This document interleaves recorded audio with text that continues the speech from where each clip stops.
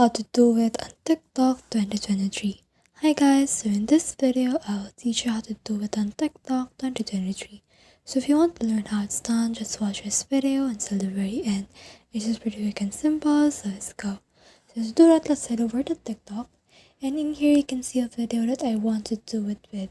So to do that, you just need to click on this button right here, which is the share button. And then you can see a lot of buttons in here again. So just scroll until you can see the button that says Duet right here.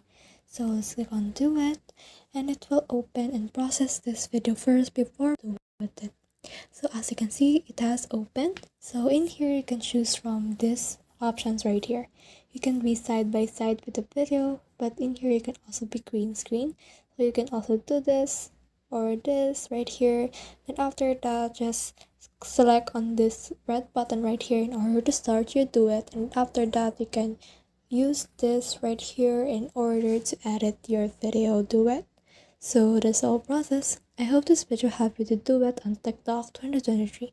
If you have questions or comments, kindly put in the comment section below, and if not, don't forget to subscribe and like.